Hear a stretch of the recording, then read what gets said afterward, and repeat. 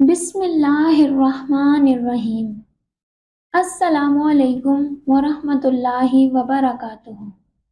آج کی اس ویڈیو میں ہم سانپ اور مور کے حوالے سے بات کریں گے کہ ان کو جنت سے کیوں نکالا گیا۔ حضرت آدم علیہ السلام اور اماں حوا علیہ السلام اپنی تخلیق اور پیدائش کے بعد جنت میں خوش و خرم زندگی بسر کر رہے تھے، جبکہ شیطان کو عالم بالا سے نکالا جا چکا تھا۔ اس لیے شیطان کے دل میں حضرت آدم علیہ السلام کی دشمنی جاگزی ہوئی اور آتش انتقام اس کے دل میں بھڑک اٹھی۔ اسے جب یہ پتہ چلا کہ حضرت آدم علیہ السلام کو جنت کے تمام میوے کھانے کی اجازت مل چکی ہے، لیکن شجر ممنوعہ یعنی گندم کے دانے کو کھانے سے منع فرما دیا گیا ہے، تو شیطان زمین سے عالم بالا کی طرف روانہ ہوا۔ جنت میں شیطان کا داخلہ ممنوع تھا، لیکن 3 اسم اعظم اسے یاد تھے جن کا ورد کرنے کی وجہ سے اس کو یہ طاقت حاصل ہو گئی کہ وہ آسمان اول سے 7ویں آسمان تک پہنچ گیا۔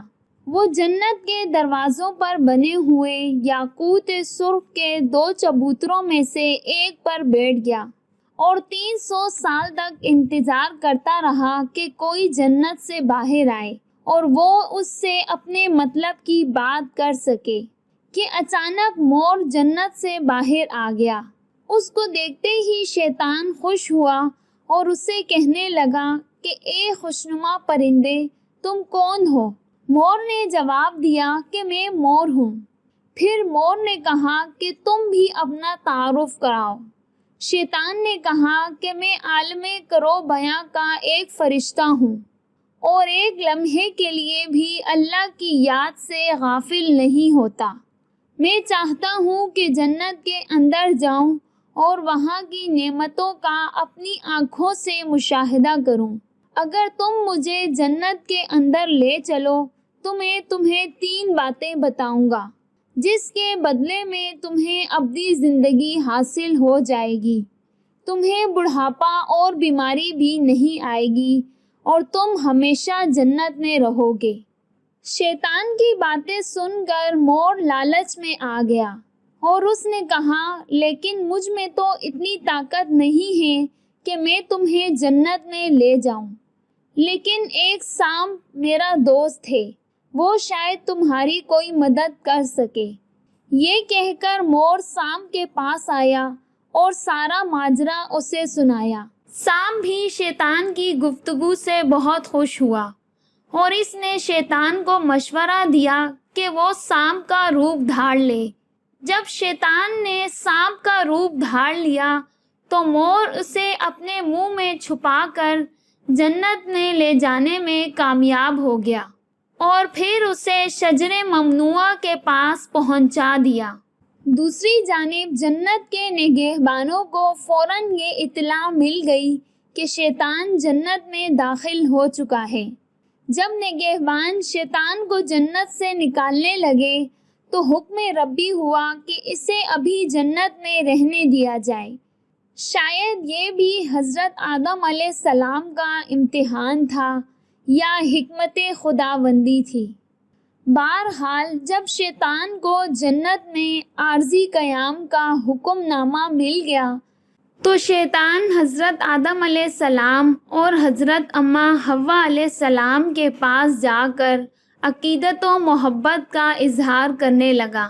یہ دونوں ابلیس یعنی شیطان کو پہچان نہ سکے کیونکہ ماضی کے مقابلے میں اس کی شکل تبدیل ہو چکی تھی۔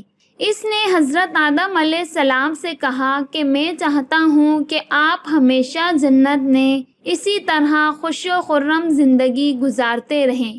حضرت آدم علیہ السلام شیطان کی باتیں سن کر گہری سوچ میں ڈوب گئے۔ شیطان نے کہا کہ اگر آپ نے میری اس بات پر عمل کیا تو یقیناً آپ کو تا حیات جنت کی سہولتیں حاصل رہیں گی۔ یہ سن کر وہ حکم ربی سے شیطان کے بہکاوے میں آ گئے اور پوچھا کہ یہ کس طرح ممکن ہوگا۔ شیطان نے کہا کہ وہ گندم کا دانہ جو آپ دونوں کو کھانے سے منع کیا گیا ہے، اگر آپ دونوں وہ چکھ لیں گے تو آپ کو ابدی حیات حاصل ہو جائے گی اور آپ ہمیشہ جنت میں ہی رہیں گے۔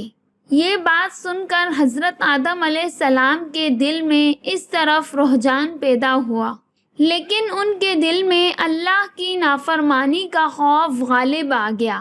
جبکہ حضرت اماں حوا علیہ السلام شیطان کی باتوں میں آ گئیں اور ان کے کہنے پر پھر دونوں نے اس شجر ممنوعہ کو چکھ لیا، جس سے دونوں بے لباس ہو گئے۔